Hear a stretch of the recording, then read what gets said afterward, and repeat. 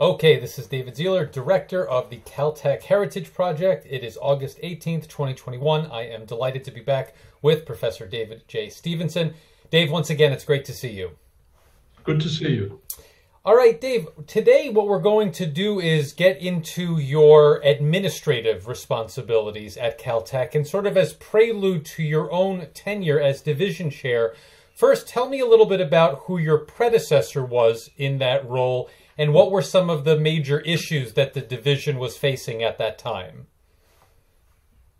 So we went through a little bit of turbulence. We had for a very long period of time, including my arrival at Caltech, somebody called Barclay Cam, who had been chair in the end for 11 years, I believe. And we struggled to identify somebody to take his place. In the Caltech tradition, it is standard to look for somebody internal. And I think that makes sense because Caltech is kind of special and you need to have somebody who understands how the place works, and that's usually not true for somebody from outside. But to make a long story short, after some meetings, quite lively meetings, we were unable to identify somebody to take Barclay's place. I should explain perhaps that we are democratic and we do involve junior faculty. I suppose by the time of those decisions, I was no longer junior, but the point is that everybody on the division who was a professor, including assistant professors, were involved in the discussion. This was not a decision made by somebody high up. It was an attempt to reach a consensus view of everyone, and we did not succeed. So we then moved into a phase which was unusual for us, in which we looked at outside candidates. And we eventually settled on Peter Wiley, who came to us from the University of Chicago. So he was the one who became division chair in 84 or 85, I don't remember exactly. He was not hugely successful. It's not clear to me in retrospect that you can read a lot into that. Some people were unhappy. I was not one of them. For whatever reason, it became apparent after 2 years or so that we should look for somebody new. And so we did at that point, perhaps with a little bit of pressure from the provost in that particular case. The provost was Robbie Bowe. We did end up choosing Jerry Wasserberg, who of course was a prominent faculty member, very prominent scientist, geochemist, who had a large lab at Caltech at that time. And so he became division chair, I believe, in late 86. And things changed. It's clear in retrospect that he was not popular as division chair. And it was an interesting story because he had some fairly strongly held views about the direction of the division. I knew about these. I didn't necessarily disagree with them all that much, but some people certainly did. And he certainly operated more like a king, operated more like a forceful leader. And this did not go down well with some people. During that period, he pushed the idea of cosmochemistry. I even wrote a proposal for that along with him to the National Science Foundation. They were supporting centers at that point. This was not a regular proposal. This was a really big proposal because the National Science Foundation was setting up new centers at that point. And so they liked this top-down approach, which I personally don't like. But anyway, that's how I knew what was going on. Jerry Wasserberg was also rather forceful to some junior faculty, in particular Joe Kirschvink. That did not go down well.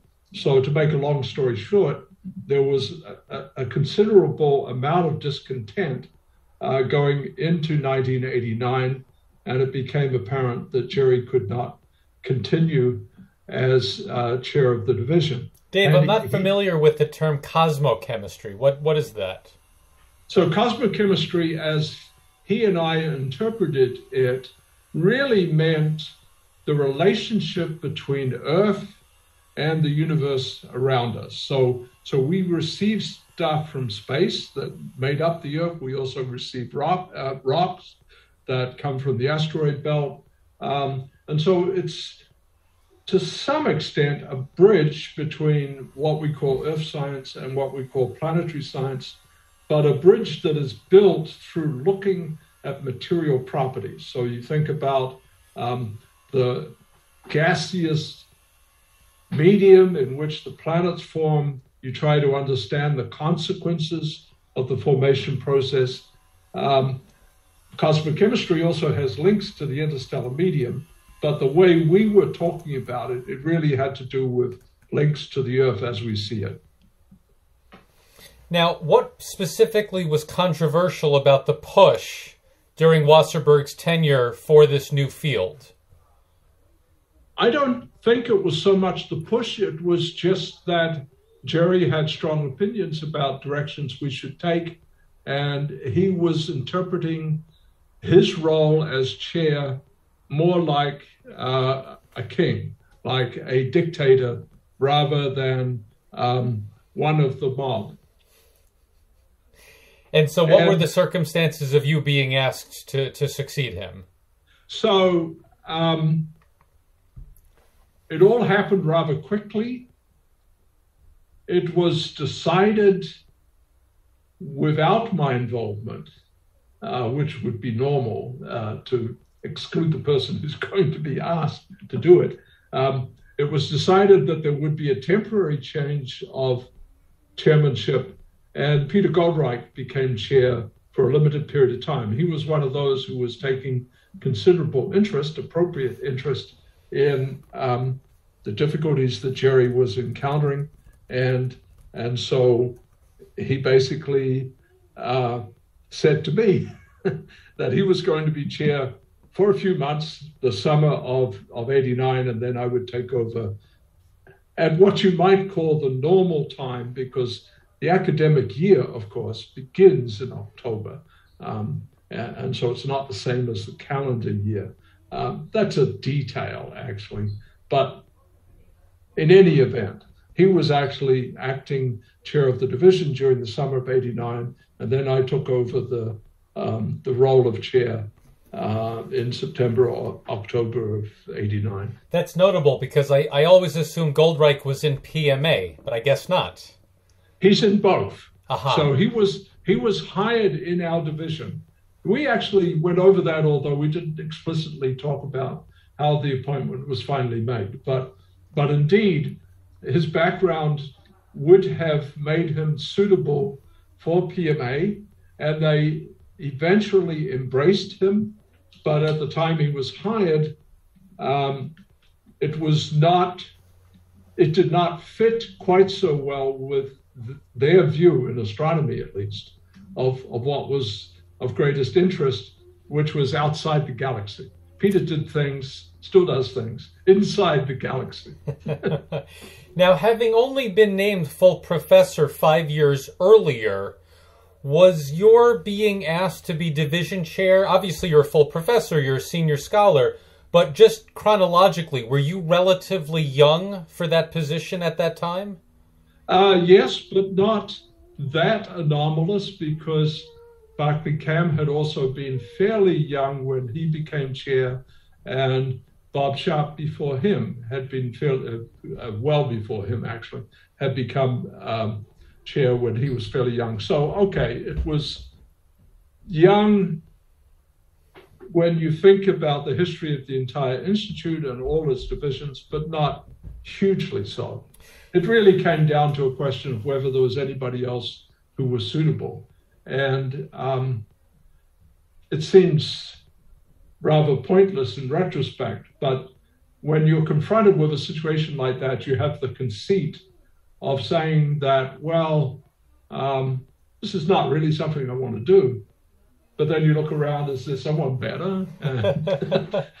And you don't see that person. That doesn't mean it didn't exist. It's just the point of view that you have at the time. So Dave, to probe that a bit more in terms of your motivations in saying yes, there's a spectrum, of course, when you're asked to do something like this. On one end, it can be something where you're strictly motivated by a sense of service, right? That this is something that you have benefited from and it's something that you can give back to the Institute.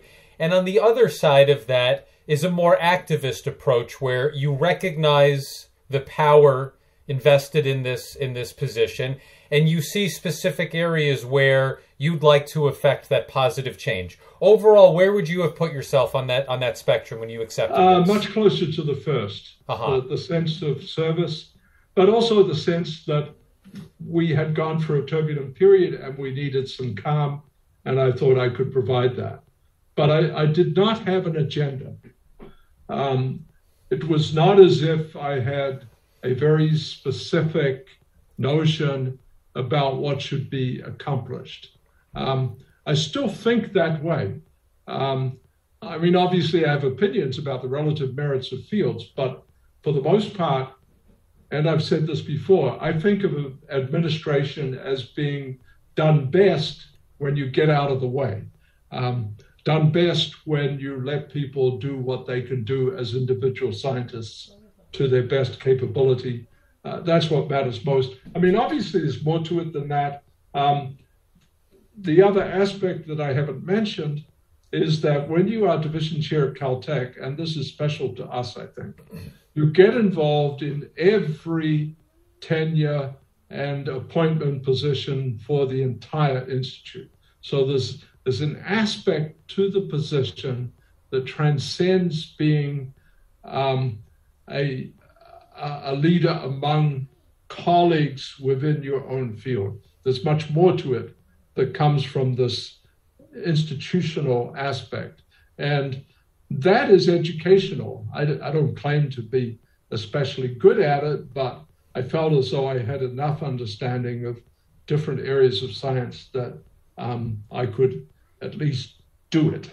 Dave, what is that forum where division chairs are involved in institute-wide decisions? It's called the Institute Academic Council, and it's the 6 division chairs and the provost and the president. And it's very powerful. It meets once a month. It operates on the basis of information provided in advance in the form of rather lengthy documents that are submitted by individual division chairs, occasionally other pieces of information, usually put together in some rather thick folder, and you then just work it through. It also involves deciding on the salary of everyone.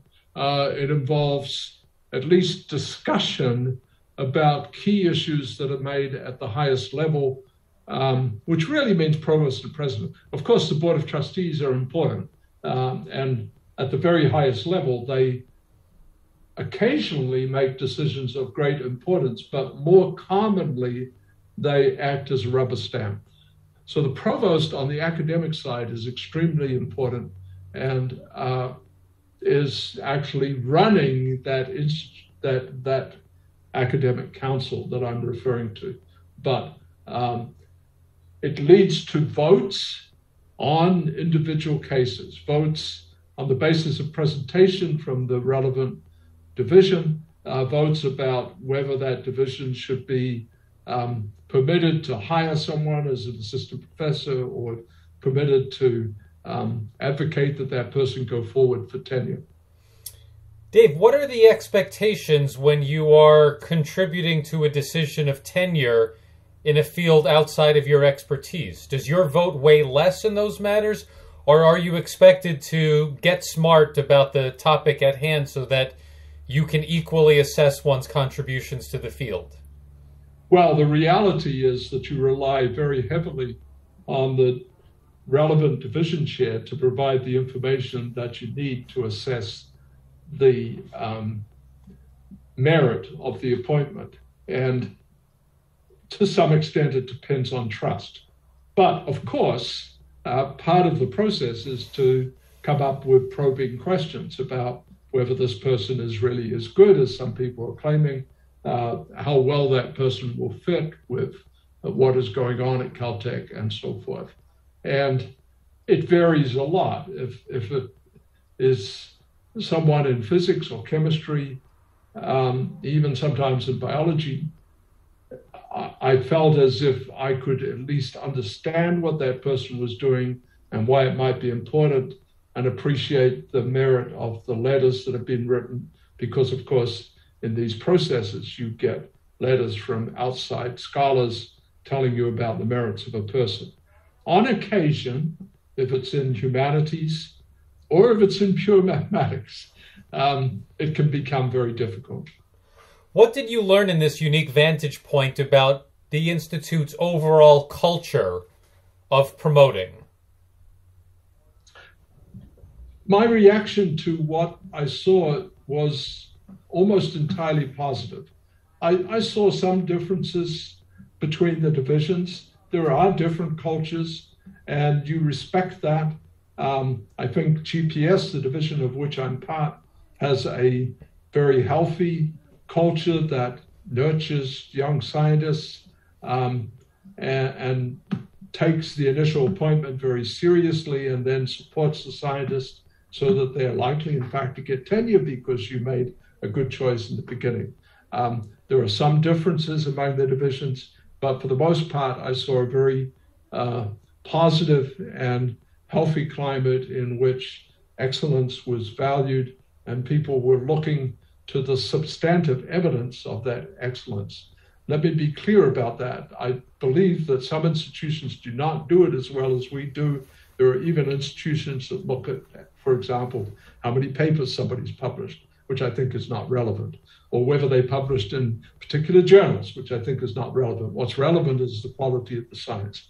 And so, of course, you have to have a set of colleagues, a setup that identifies that excellence, and that means that you have to develop some understanding of science beyond just the trivial level of looking at number of papers or citations or glowing comments made by faculty elsewhere.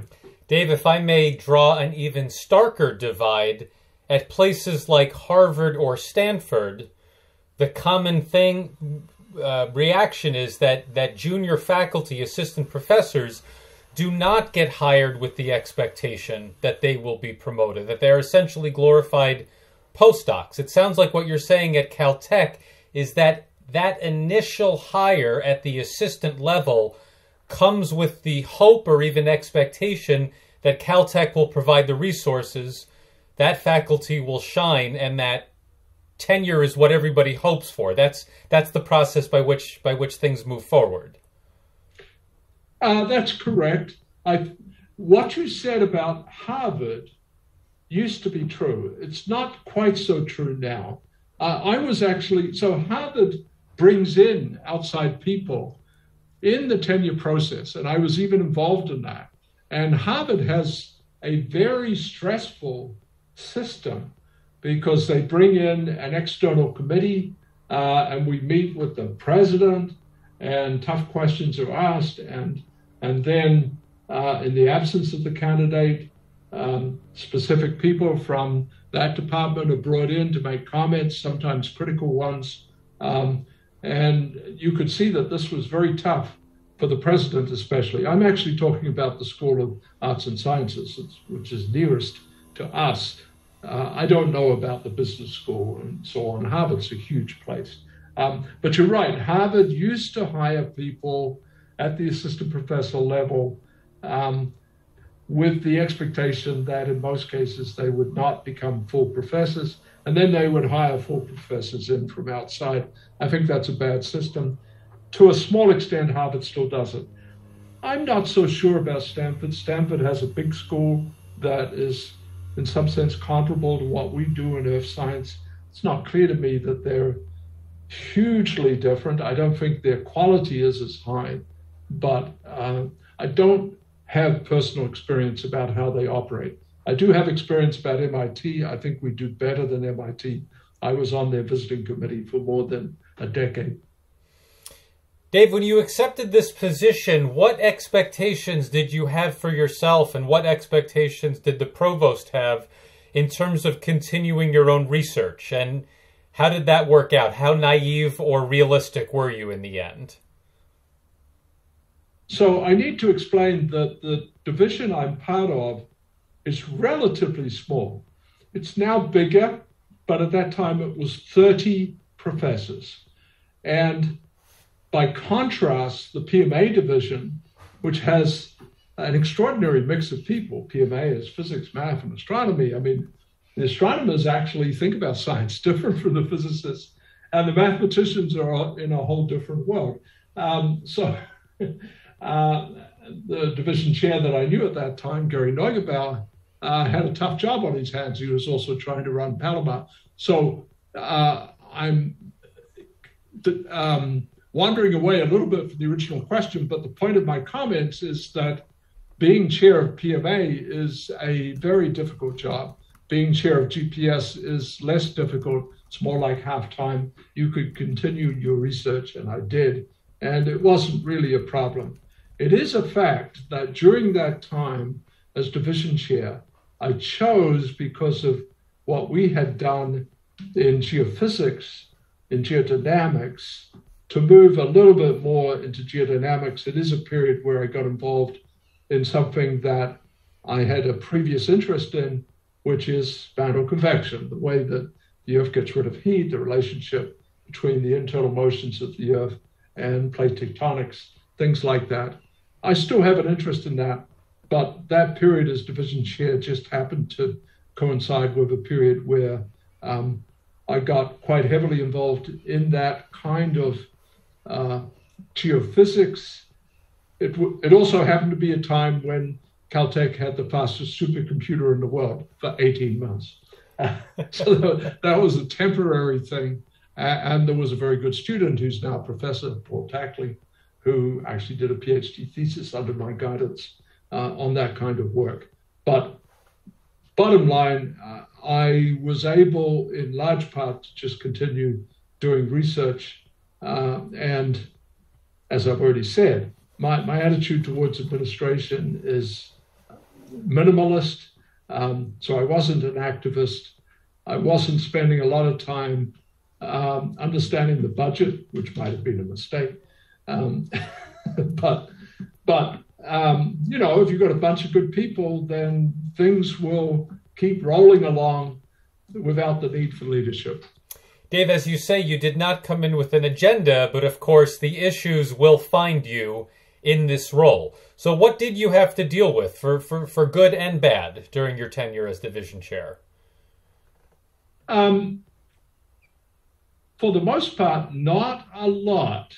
There was one issue that some people took very seriously, which had to do with analytical facilities. It's a complicated issue, but the part of it had to do with the fact that there wasn't an instrument that was funded by NASA that was not available to the faculty as a whole and was run by Jerry Wasserberger and his lab, which is very large. And there were people who felt that it should be more open.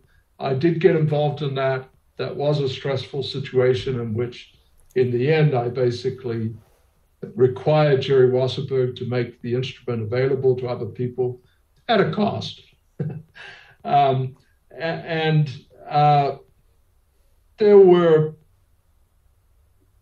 some other issues that arose that are relatively minor, but for the most part, things just happily went along, people doing their science. Dave, did you have an opportunity to interact with trustees as division chair? I did not interact much with trustees as division chair. There is an annual meeting, which at that time was held at Palm Springs. It has been held in other places, Ohio and so forth. And at those meetings, you had, over a period of a couple of days, quite a bit of interaction with trustees who would go to that meeting. Not all trustees go to every meeting, but the job has changed. At that time, there wasn't much push to raise money. I got into that just a little bit because people said, as they still do, that the Seismolab, which is so well known at Caltech because we have earthquakes, should be endowed. Somebody should dump a whole load of money on us to run the Seismolab. I mean, after all, we are, along with the US Geological Survey, which has a facility just across the road from us, we are the people who, in some sense, take care of what is called the Southern California array, or at least we did at that time. Now it's much more heavily associated, or substantially associated, with the University of Southern California, but we still have a big role to play. This is still the hub of activity. If there's a big earthquake in Southern California, you have the media come to a room. I actually helped set up a media room. That's one of the things I did as division chair. There are other things, I just don't remember them. But the money-saving aspect inevitably involves the trustees, because some of the trustees are wealthy people. Nowadays, I think it's fair to say that the division chair has a bigger job than when I did it, because there's the expectation nowadays that a substantial amount of money come in through ways other than the federal government. The main source of money to do science here, as at places like UCLA, even though it's a state school, it's mostly federal money. Federal money is what keeps the wheels of science going, because that's where you go to get money to do research through the National Science Foundation, or through NASA, or for the National Institute of Health, or DARPA, or whatever. Those organizations are federal organizations. They have the big bucks. That's where you get your support as an individual investigator. But nowadays, there is this desire to also get rich people to give you money. Back in those days, there were fewer rich people, really rich. I mean, billions. Yes, yes. Was that personally important to you, to hire new faculty where you could, that to make sure that the division would grow to some degree? Yeah. So this was a transitional period. What I mean by that is that the division grew back in the 60s. Of course, it existed much earlier, but some of the growth, some of the hiring predated my arrival, and some of these people were approaching the time of retirement. And so you could see that at some point there would be the need to hire new young people. And I became division chair a little bit before that time. Most of that happened in the 90s and through the subsequent period a decade later. So we hired a lot of young people in the 90s and a decade later. Less so when I was division chair. In the 5 years I was division chair, we hired 4 people. Actually, that's more than the previous 5 years. But the rate at which you hire is really dictated by the rate at which people, in those days at least, were reaching about age 70. There was a time when people had to retire. And then the federal law changed. Some people got upset about that. But some people benefited because they were a little bit younger and they did not have to retire. Anyway, you're right that that's an important part of being division chair. But keep in mind that if you do it right, it really comes down to a democratic process where you have a committee that's set up that you're not part of, that brings forward recommendations. They get voted on by the full faculty. Then, of course, you as division chair have the job of taking it forward to the Institute to be considered by the Institute Academic Council. And of course, you have to do a good job at that. And to be sure, you provide some guidance. You try to think through what kind of planning is appropriate for future appointments. the planning process, I forget the details of what happened before I was division chair, but actually towards the end of my tenure, asked a faculty member to actually do that, and he did it. The person I asked was Peter Goldreich. And so there is a thing called the Goldreich Report, which is quite influential. There must have been something earlier, I don't remember. During the time I was division chair, there was discussion about getting more into geobiology. That didn't really come to fruition until after I was division chair, but the beginnings of it was when I was division chair, bringing people to Caltech who were more biological than we were, and learning through seminars the connection between geological considerations and biological considerations. This was an important direction for us to take. We did, in fact, do some of the pioneering effort in that field. Other institutions are doing it now, but we were one of the first to seriously recognize the importance of the connection between biology and geology. Dave, on the other side of chronologically the hiring decision, would it fall to the division chair? Was there ever any need to have that difficult discussion with more senior faculty about them thinking about retiring at some point? Not really. I don't remember any instance where I had to exert pressure. I think at the beginning, and maybe even towards the end of my tenure as division chair, people were required to retire at a particular age. It was probably 70.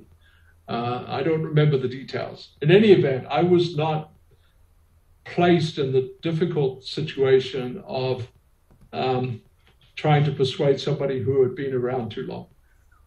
Now, when you decided to step down, was the 5-year term relatively short, or that's about average for a division chair's service? It's relatively short. The tradition at Caltech, common practice at Caltech, is for somebody to do it for 10 years. However, 5 years is the term. When you agree to do the job, that is effectively the period that you agree upon. Now, obviously, some people don't even make 5 years, but that is the notion when you agree to do the job, that you would do it for 5 years. That's a very common practice. Very frequently, people who are doing okay will approach the end of the first 5 years with the possibility that they will continue for another 5 years. That then becomes a discussion with the provost, and often there's a committee set up. I can remember participating in some very small group that would go around checking with faculty about whether they were comfortable with so-and-so continuing to be chair of the division. This was after I had been division chair many years later. I did something different. I preemptively told people after 4 years that I was quitting after 5. So I gave them plenty of warning because I didn't particularly enjoy it. Let's face it, when you're division chair, there's some interesting stuff, getting involved in hiring new faculty, getting involved in how the institute as a whole runs. But there's also a lot of other stuff. That pulls you away from science, is what you're saying. That takes you away from science and is not particularly interesting. The fact that it took time away was not foremost in my mind.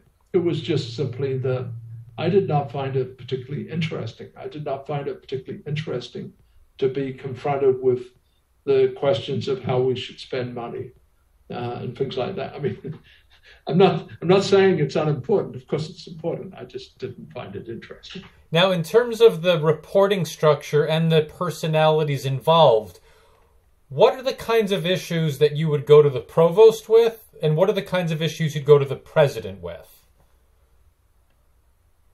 It would be very rare to go to the president because the president at Caltech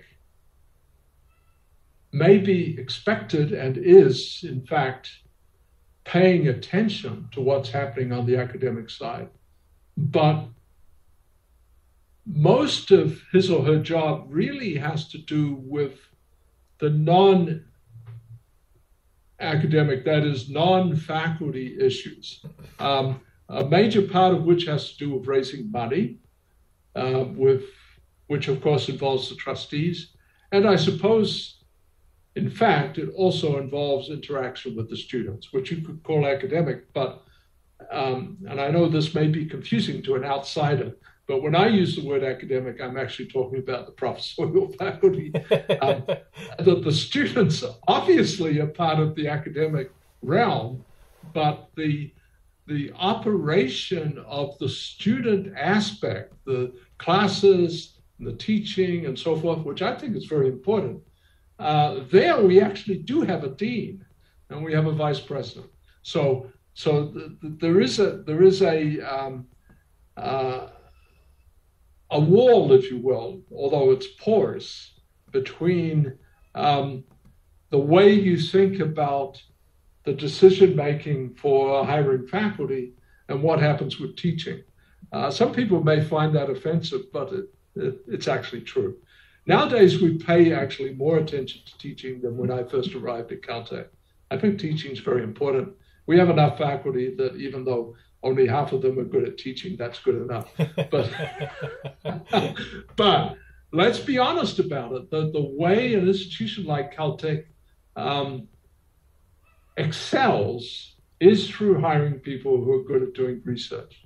And you sure hope that they can be good at teaching as well. But that's not the primary characteristic you're setting out to find. Dave, of course, this is a long time ago, but in this role, do you have any recollection of anybody in these meetings, these executive level meetings, talking about the importance of making Caltech more diverse? Was that on anybody's radar back then?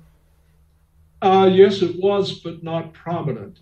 You know, there's a curious thing, maybe it's not a good thing, about these issues, that when you have a group that is small enough that it hasn't reached a critical mass, and in this case it would be women, even more so African Americans,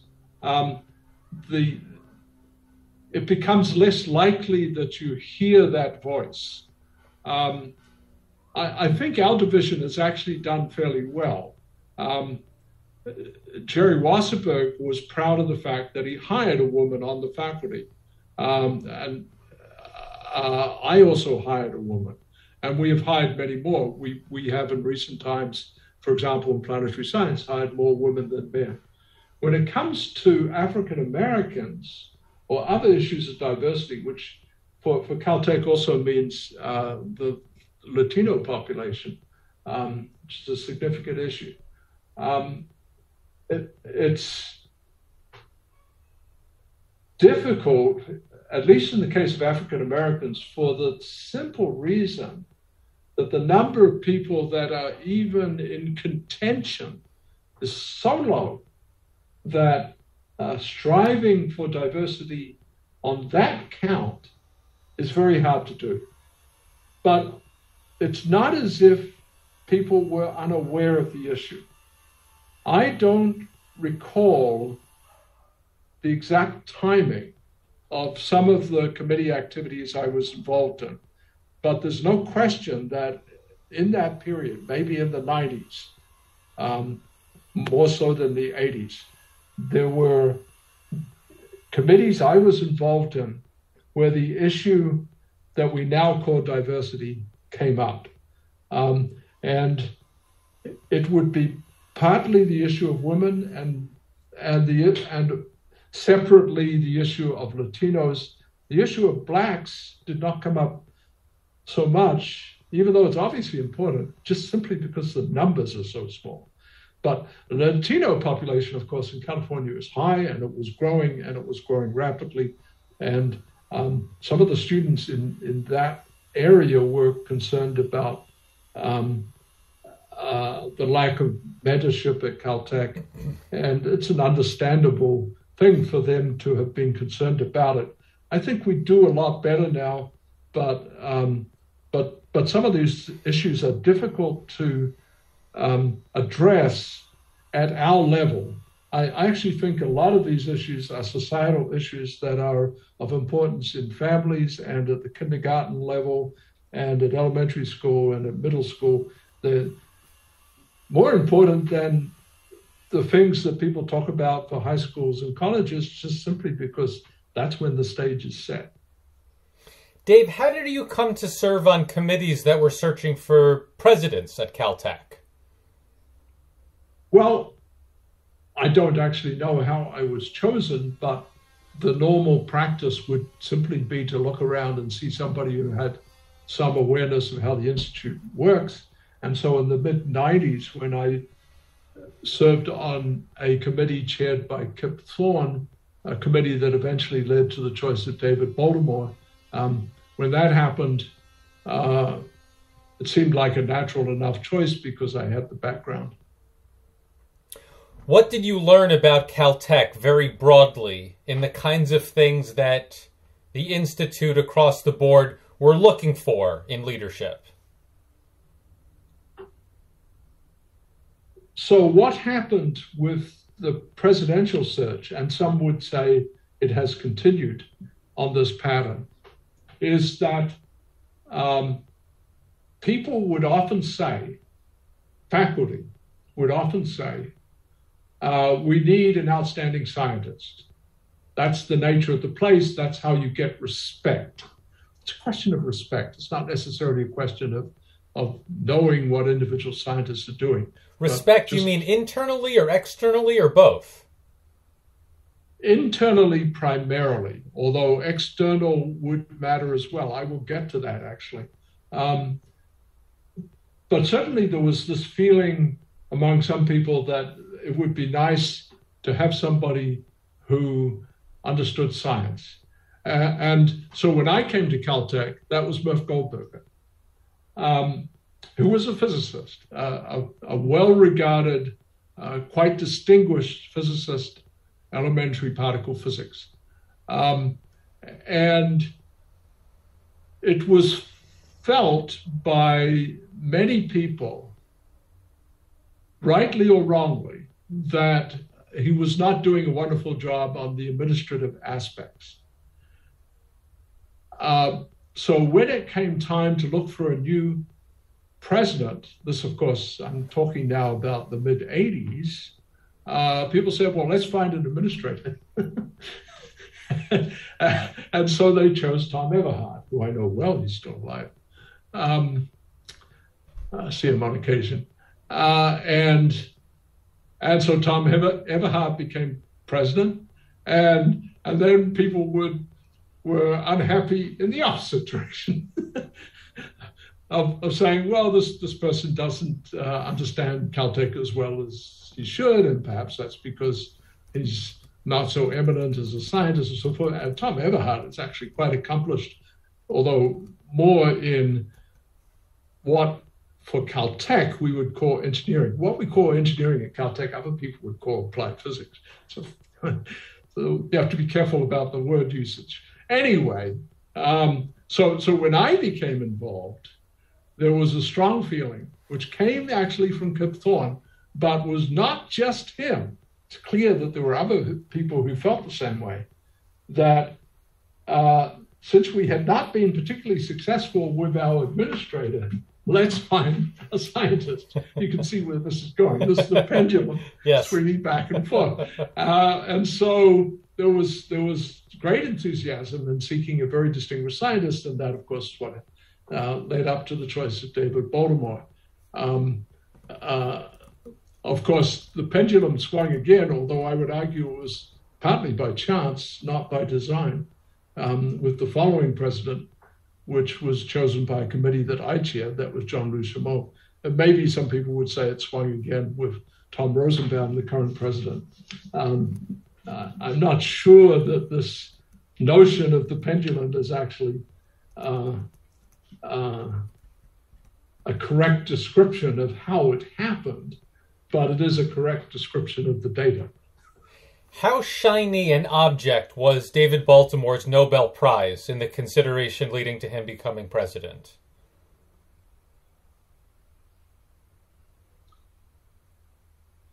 I think that at that level, and this includes many faculty at Caltech, there is enough understanding of the Nobel Prize that people are not swayed that heavily by it. What I mean by that is that people understand at that level that there is sometimes an element of chance, being in the right place at the right time, being part of the right group of people, in how Nobel Prizes get awarded, and that there can be people who are equally capable, equally distinguished. So it was not necessary that somebody have a Nobel Prize in order that they be respected as an outstanding scientist.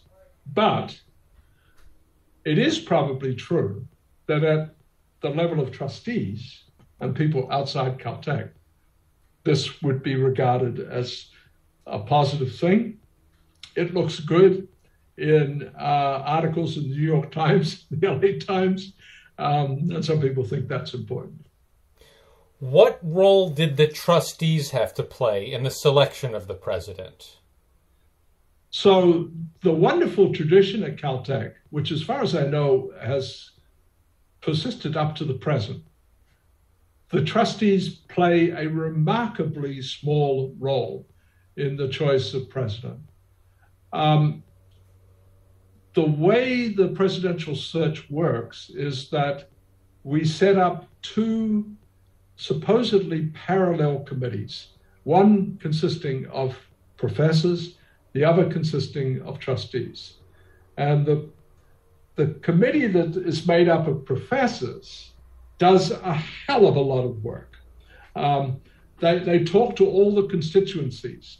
I should make it clear that when you choose a president, perhaps it's obvious, you're not just trying to satisfy your colleagues. You want to be sure that you're choosing somebody that is suitable for other members of the community, the students, the staff, and so forth. JPL even. JPL is important. In both searches, I was involved in meetings up at the Jet Propulsion Lab because Caltech runs JPL. JPL is bigger than Caltech campus, but we run it. It's a big institution, a lot of federal money. So you have this committee of professors, and they do a lot of work. And for the chair, which was a position I took this in the search around 2006, it's a full-time job for approximately 6 months. You don't do anything else because there's a huge amount of effort put into compiling a list of candidates that might be the order of 200. That happened in both the searches I was involved in. There's an enormous amount of effort putting into whittling that down to a manageable list that might only be 10 or something like that. And you work away, you meet every week. You have a standalone computer that is not connected to the internet. Secrecy is very important. There's all this business involved in making sure that you do things without attracting attention, even though you may be traveling around. So you travel around the country, you collect information by visiting professors, presidents at other institutions, collecting all sorts of information. So it's a huge amount of work that goes into this. And then at the very final stage, essentially, although, of course, you tell the trustees what you're doing, but at the very final stage, you then compile a report, which is suitably short, executive summary, a couple of pages, and you go to the trustees and you say, this is what we think. And the trustees are good. Don't get me wrong. I'm very impressed by Caltech trustees. They're knowledgeable, they ask good questions, but they basically accept what we do. And that's what happened in the cases I was involved in. They accept what we do. The final stage, the very final stage of actually deciding who we're chasing after is actually done by the trustee committee, but very heavily guided by the faculty. I'm not sure about the other searches, but in the case where I was chair, I was actually in the trustees committee meeting, which was presented to me as a little bit unusual, but I don't actually know how unusual it was. Anyway, it was illuminating. It was interesting. There are some trustees who take this very seriously indeed. It's only a subset. So it may only be half a dozen people, but these are people who know a lot about the real world, which is not always true with professors. So I think we do a good job. We do, of course,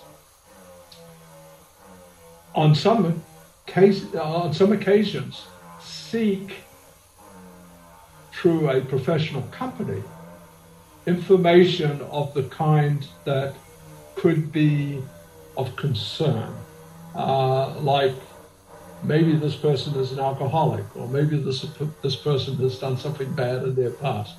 These issues do arise. So there are things like that as well. But mostly we do the work. Dave, to get back to the science, in 1993, when you were thinking about stepping down, what was your research at that point? What were you excited to be able to get back to full time? I didn't view being division chair as changing my focus that much. It is true I was doing more geophysical stuff, meaning the Earth, but I'm not at all sure that was so much tied to being chair as it was to the state at that point of the Planetary program. Planetary program, as I've mentioned already, had gone through a period of maybe not decline, but certainly a steady state of rather low level of activity, at least for the things I was interested in. And it picked up a decade later, I suppose. But I was interested in the Earth, but I don't think being division chair was actually making a huge difference in what I was most interested in. What were some of the issues with regard to teaching and improving the student experience in the mid-1990s? So I was involved in one other big issue in a fairly major way, and this is after I was division chair. I became chair of, in fact, the inaugural chair of something that I'm not even sure I can tell you the exact name of anymore, called Curriculum Steering Committee, something like that. So to provide background, Caltech decided, and this is where the trustees were involved actually, way back in the 1920s, that all Caltech undergraduates should take a certain set of classes. And this evolved a bit over time. But Caltech is actually a fairly conservative place. Doesn't change things much. And certainly in the time between my arrival in 1980 and the mid-1990s, something like 15 years, there was no perceptible change in the way physics was being taught, or chemistry, or mathematics. And the feeling was that it was time for a change. There were other committees before the one I was involved in who were studying the issue. But then there had to be a committee that actually did something, meaning push through a decision, take it to the faculty board, get it voted on, get it to actually change so that the catalog, which is the statement of what classes an undergraduate has to take to graduate, there had to be some process to actually implement change, to get that to change. And I was chair of the committee that did that. This was a contentious process. The biggest issue was the reduction in the amount of physics, chemistry, and mathematics, and the introduction of several new things, but primarily and especially the introduction of a biology class. Prior to that time, Caltech undergraduates were not required to take any biology. The feeling was that it was timely to get students involved in thinking about biology. By the way, this was contemporaneous with being on the committee to choose David Baltimore as president, but not intimately linked. I mean, we told him about it, but it's not as if he was pushing this or anything. This was done of our own accord. And it was done in recognition of the importance of biology as part of modern science. The reduction in physics and chemistry sounds dramatic, but in truth, it wasn't as dramatic as it would seem, because the process that we used introduced a little bit more flexibility into the curriculum. I'm actually mixing what I did with what happened a decade later when physics was reduced to 1 year and chemistry was reduced to 1 year. But we were already cutting physics back from 6 units to 5 and so forth. But a lot of the changes that were enforced could best be summarized by saying, let's have some biology, let's have the opportunity for students to learn about other areas of science. That's called the menu class. One form of which was a basic geology class, which I taught. I wasn't manipulating for that to happen, but that was one of the things that happened in competition with astronomy in some sense. I think it has been successful. I certainly feel that learning about biology is an important part of being a well-educated modern scientist. Biology is a hugely important part of science. What was your role in the competition hurdles that the freshmen would go through? So are you asking about a class, Physics 11? Yes, that's right. Yes, okay. So that class was begun by Tom Tombrello, a physics professor who later became chair of the division of PMA. I got involved in the class, it's called Physics 11, about 5 years after it began. So I believe it began around about 1990. I got involved about 95. I'm still involved. So I've been involved for more than a quarter century. This is unique to Caltech. I think other places may have copied it a little bit, but for the most part, it's unique to Caltech, and it works for Caltech because we have some particularly outstanding freshmen. And what we do is provide by competition the opportunity for students to get involved in the class. So incoming freshmen are given what Tombrello called hurdles. They're basically questions. They're unorthodox questions, meaning that they're not the kind where nowadays you would go on the web and find the answer. Not like that. It's not even necessarily a physics question, although it may have aspects that you could call physics. And the students would then submit their attempts at these questions. This is not a class. This is in addition to all their work that they're doing in the first quarter at Caltech. We would then grade their responses. When I say we, the way it's worked once it got started is that the grading was done by the existing students. So the structure of the course, which is structured essentially around a calendar year, not academic year, is that in the first quarter, which is the winter quarter, the students would be introduced to each other, would talk about what they did in the hurdles in the previous quarter, and would start to get involved in some kind of research, which would continue for the next quarter. The classes were in front of a blackboard and were primarily run by the students, but guided by the faculty, which at that point would have been Tom and me. So the student would go up to the board, attempt to answer some question or explain what they're doing.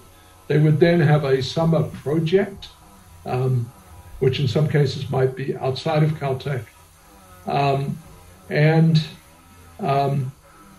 In the final quarter of the calendar year, which is the fall quarter, they would then be grading the input from the new freshmen. At that point, they would be sophomores. So students are in the class for a calendar year that consists of 3 regular quarters plus the summer. And it works because the very best physics-oriented students at Caltech are exceptionally good and can get involved in research effectively and have interesting discussions about all manner of topics. So it has been a stimulating experience coming into contact with very good students. It's labeled as a physics class, but what happens at Caltech is that people who might start off saying they're interested in physics, or even students that are interested in something else, get into this class and then go off in all sorts of other directions. So former students might end up on Wall Street or in, I can think of cases where one of them is a professor at MIT, another one's a professor at Rice, in that case, more biological or even medical science. So it has a very diverse and interesting group of people, and on occasion we have brought them back as a reunion. So it's something very special about Caltech. Now, the development of the new Caltech core curriculum, did this involve a different approach at all to the humanities and social sciences? We wanted to keep humanities and social sciences as an essential part of what Caltech undergraduates do, and we have. I'm not able to remember the details of what we did, but most of what we did in changing the core curriculum had to do with the science, not so much with the humanities and social science. We recognized the importance of that. We did not diminish that. It is, of course, a struggle, but it's an important thing. People here in humanities and social science, and it really is a statement more about humanities, because often social science means economics, which means mathematics. But in humanities, where the faculty in that area say that Caltech undergraduates are a very interesting population to get involved in, even though they have no aspiration to become experts in Shakespeare or whatever.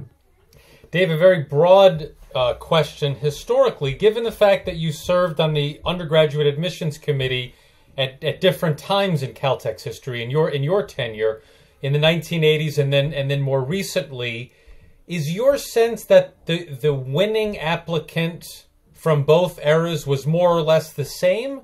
Or had Caltech evolved in the kinds of things it was looking for in an undergraduate? Well, it's a fascinating question. I wish I knew the answer. I can tell you this, that when I first got involved in undergraduate admissions, the percentage of women students in the student body was very small. Maybe it was 15%. Anyway, it was very small.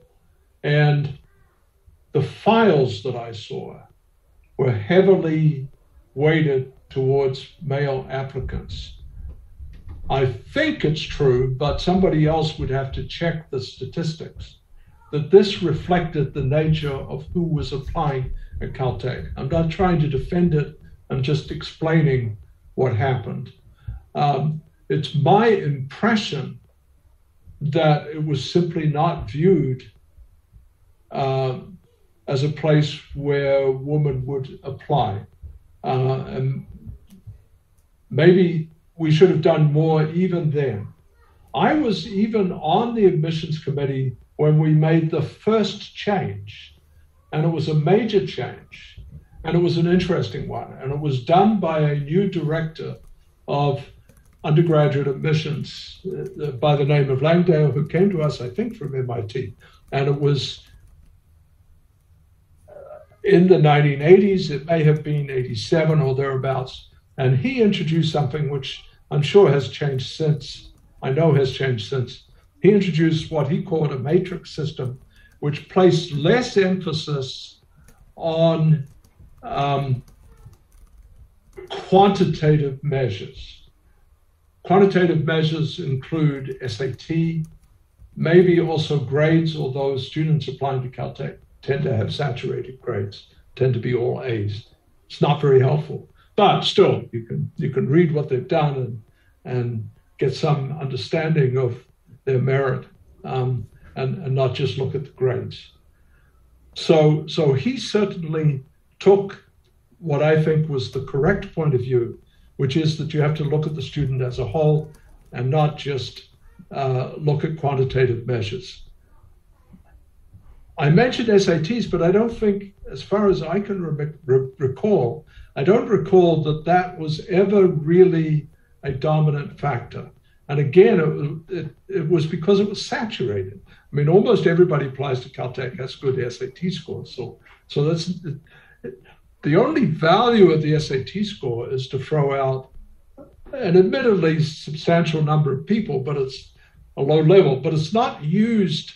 It's not used to distinguish. It still isn't used to distinguish between people. So on a scoring system where the number can be as high as 1,600, we don't think of 1560 as being better than 1450, but we do think that 1450 is a hell of a lot better than 1250. Yeah. So in that crude sense, maybe it still matters.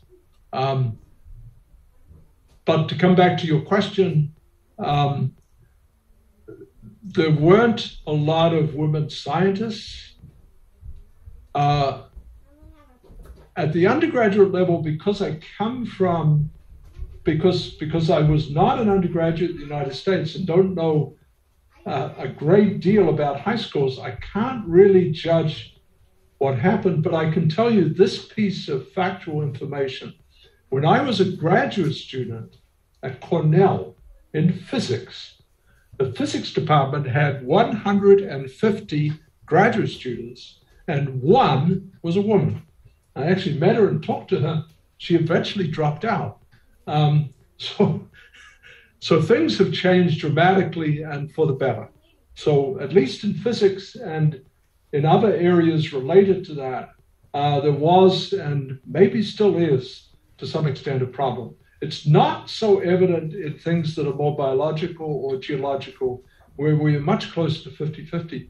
Of course, we now have, and I know this because I've been involved in admissions in recent years, we now have a pool where at the first stage, which is the people who are probably the best and are applying specifically to Caltech for the equivalent of advanced placement, they're seeking out the school they would most like to go to in order to get acceptance early. I'm sorry, I'm blanking on the name of this category. But anyway, in that category, we are actually admitting more women than men. By a little bit. In other words, it might be 52-48 or something like that. That's not reflected in the final numbers because women turn us down. Some of women turn us down. But I do know from personal experience that this was not an easy place to be as a woman student in the 80s. I saw that in the houses and in the general environment. And that's unfortunate, but that's the way the world was. Dave, if we can establish a platonic ideal of a successful applicant to Caltech, that merges both your experiences serving on the undergraduate admissions committees in the 1980s and more recently in the 21st century.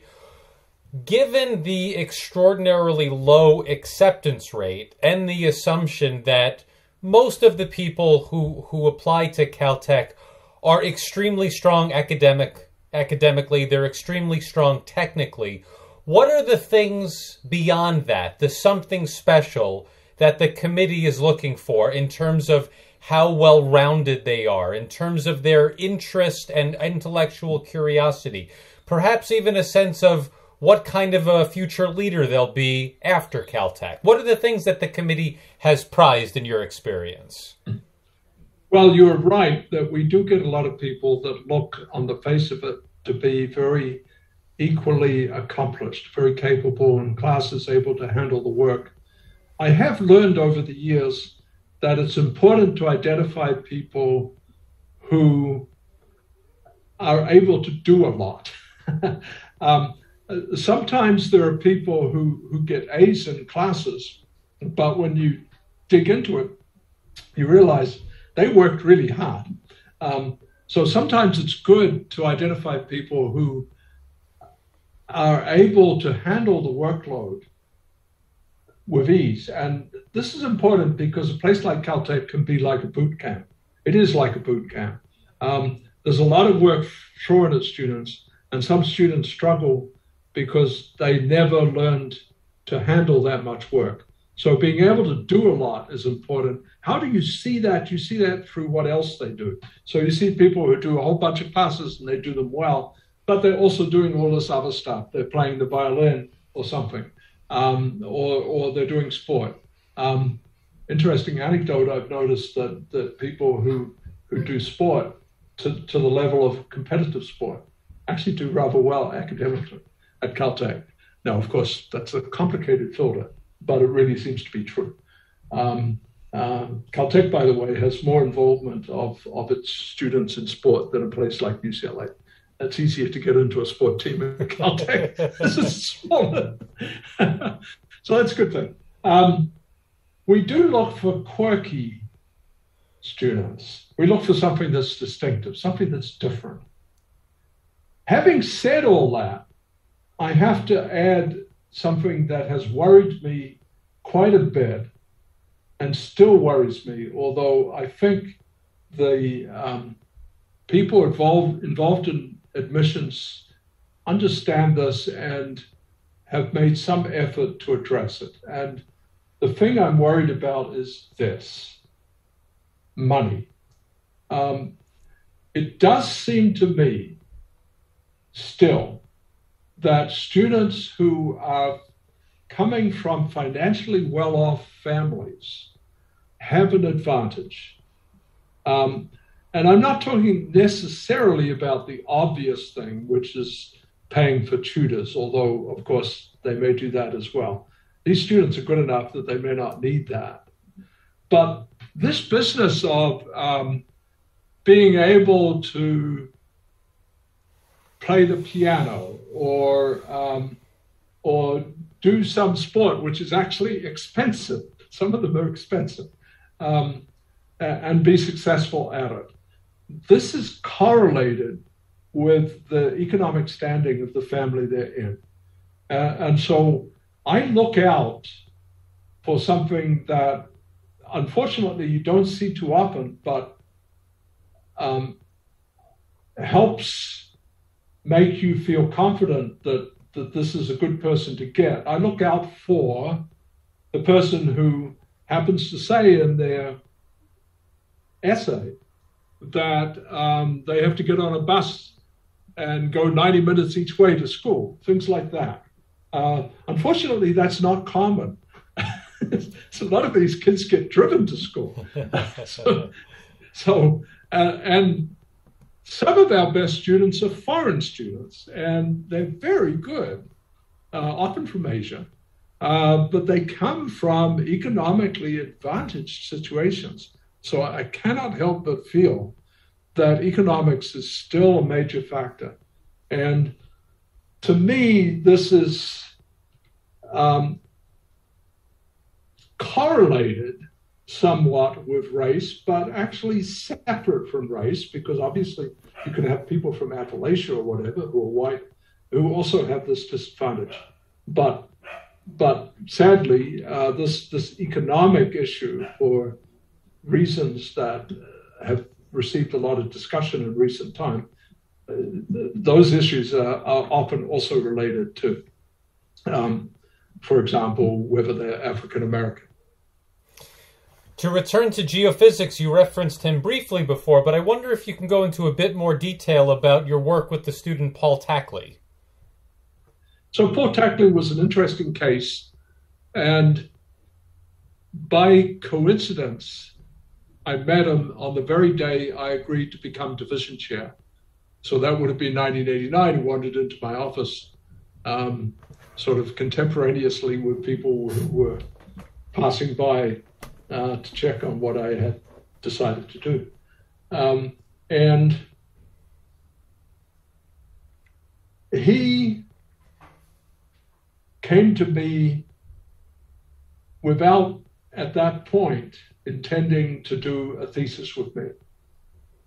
Most people at that time who were admitted to the geophysics option were coming here because of seismology. Why not? We're very good at seismology.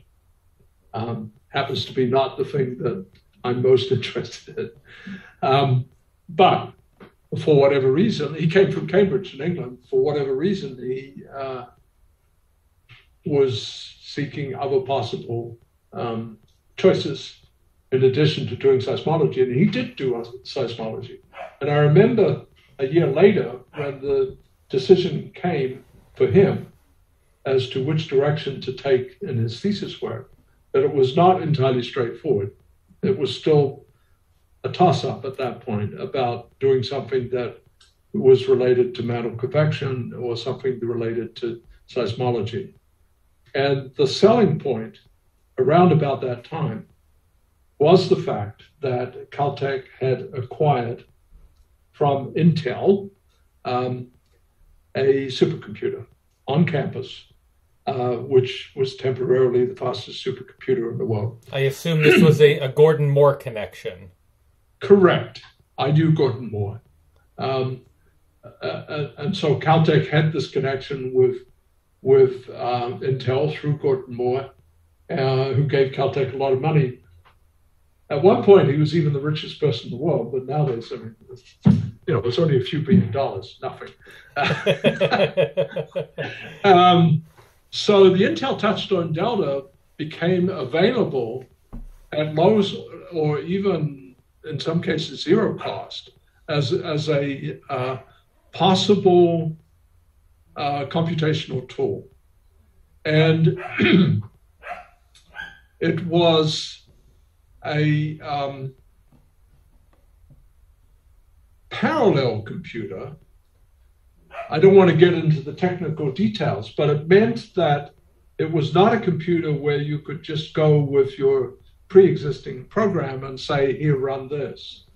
So Paul Tackley met with me and with Gary Glatzmeyer at a restaurant in San Francisco at the end of that year to discuss how to take Gary Glatzmeyer's code, which had developed over a period of a decade, which had many applications, not just to the Earth, but to the core of the Earth, to the sun, and so forth. So this was a multifaceted convection code, very complicated, hundreds of thousands of lines, probably Fortran.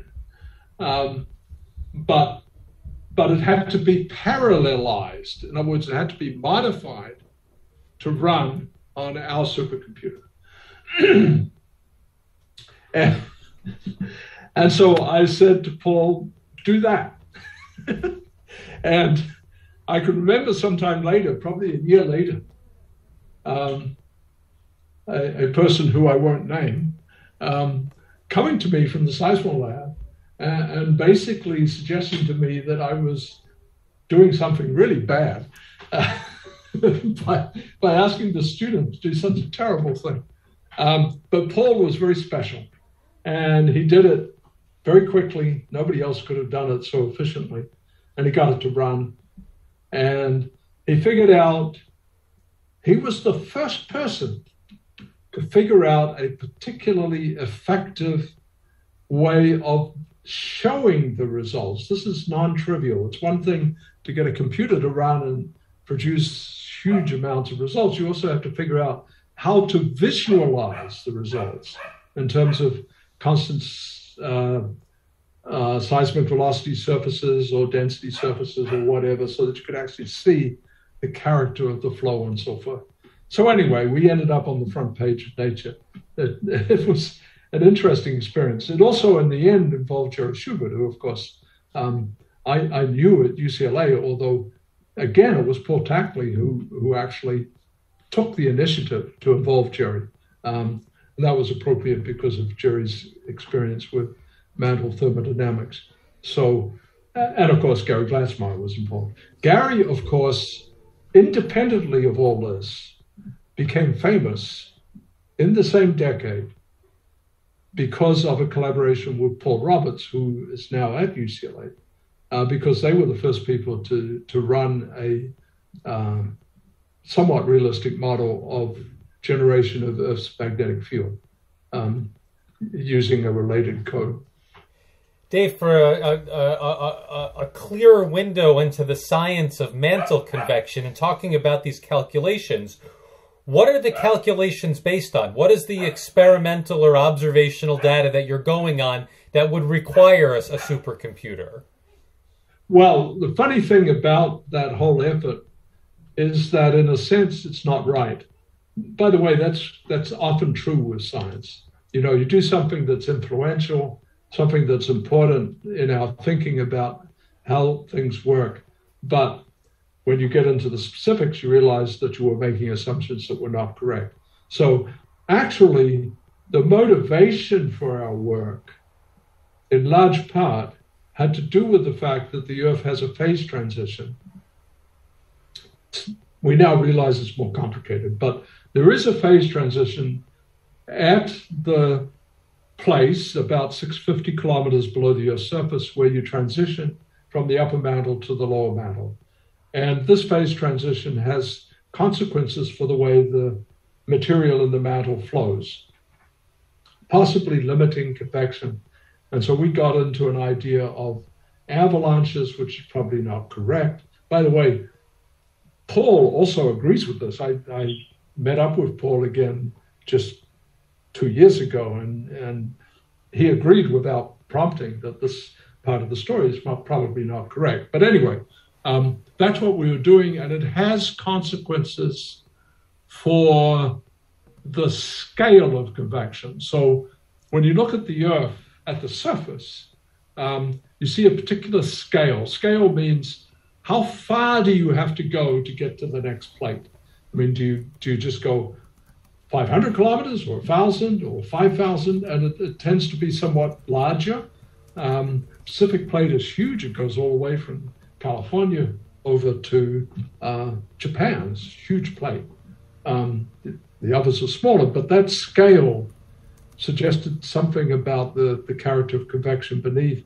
We were trying to get some insight into that, but we were also trying to get some insight into time variability, because it seemed that the Earth was not convecting steadily, but in an intermittent way. It's still true, by the way, that if you look at what seismologists say about the inside of the Earth, that it looks as though there are some places where subducting material does not go directly into the lower mantle, but gets held up at 650. This was an attribute somewhat like what we found. The reason is probably not the reason we proposed, but anyway, that gives you some background into what we were trying to understand. The key thing I should have said is that it was a three-dimensional calculation.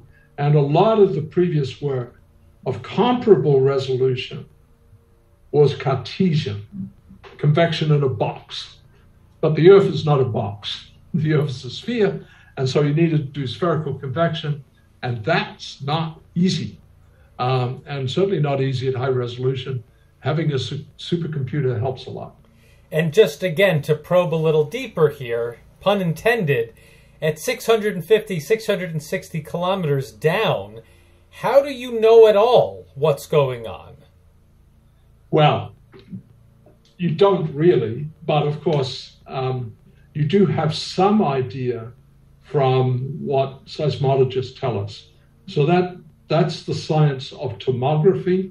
And there was some involvement in that area at Caltech, but actually the most important developments were done at Harvard by Adam Zawansky, who's no longer alive.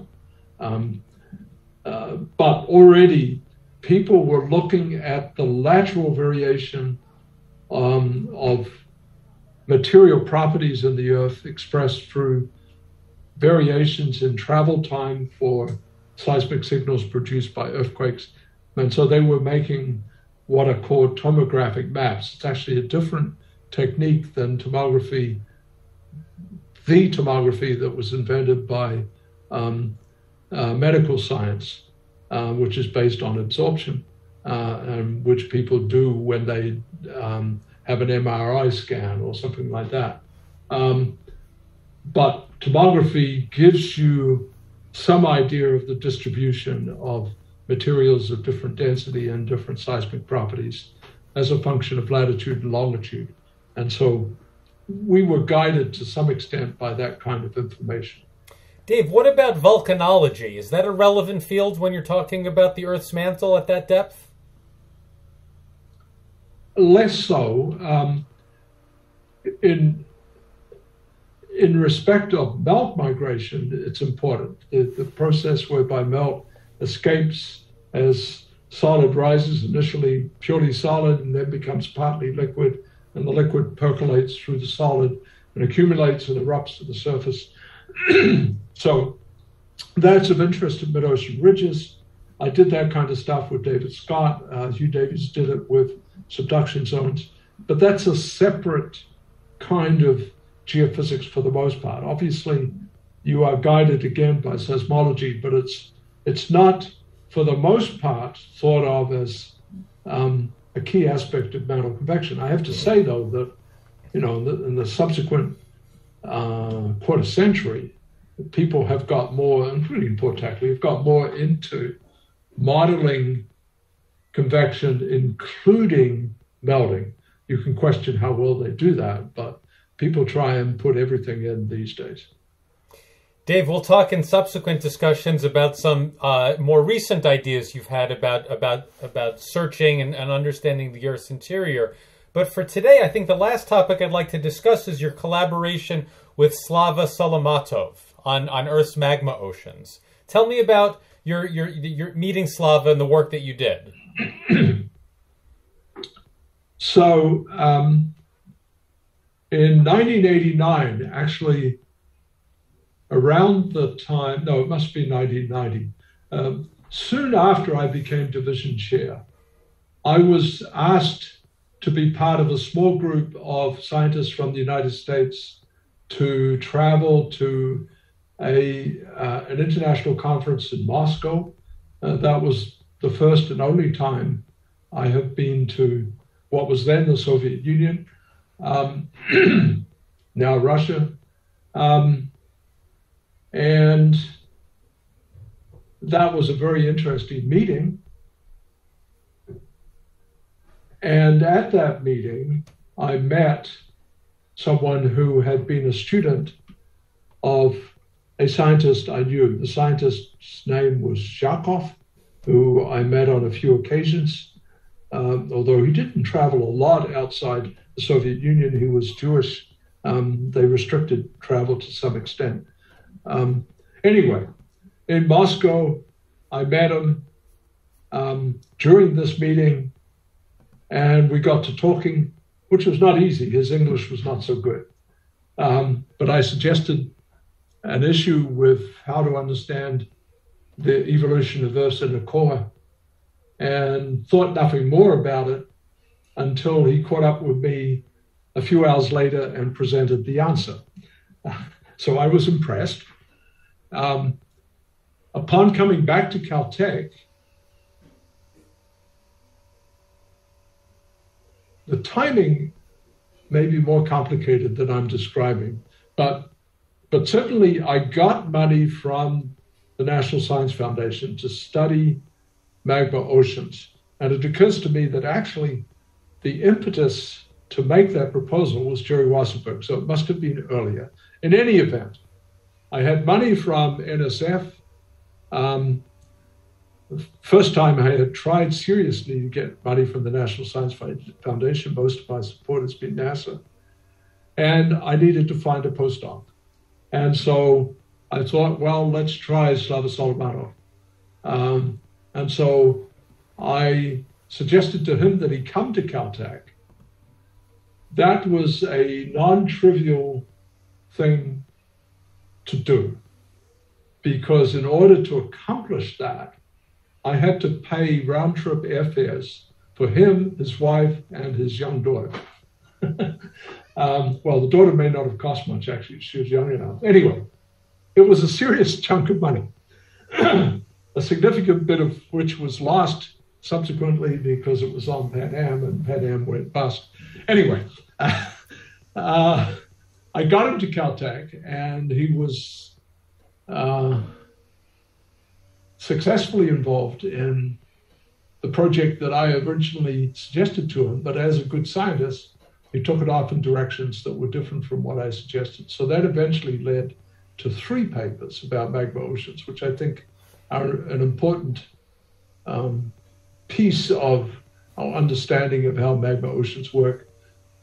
In particular, the idea that they partially freeze, but that you might maintain equilibrium between the solid particles and the liquid if it's convecting vigorously enough.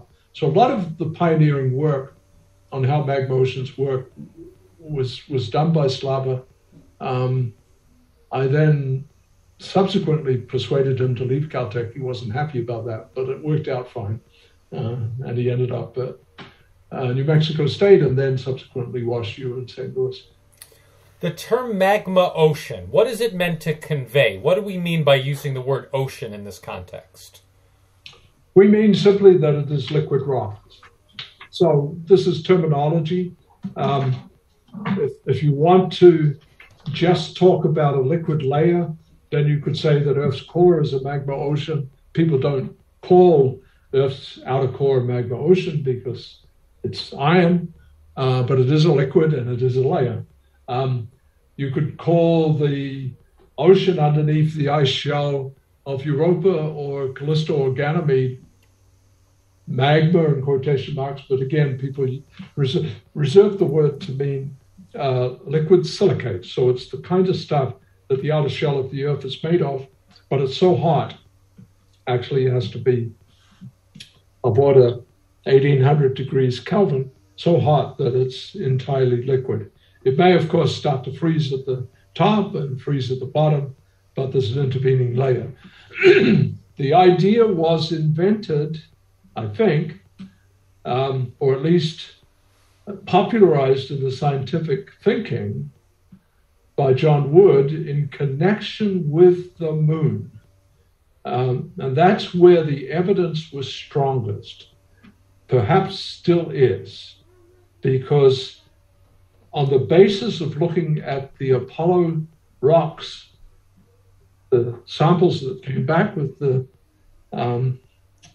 Apollo astronauts, it was deduced that the moon was covered in a shell of a particular mineral called anorthosite primarily, whose existence could be explained as flotation from a magma ocean. So these were particles whose composition was such that they could float to the top and aggregate and therefore be, if you will, a little bit like an ice shell, because water ice floats on water, just as an anorthosite floats on a magma ocean of silicates. So it was popularized for the moon.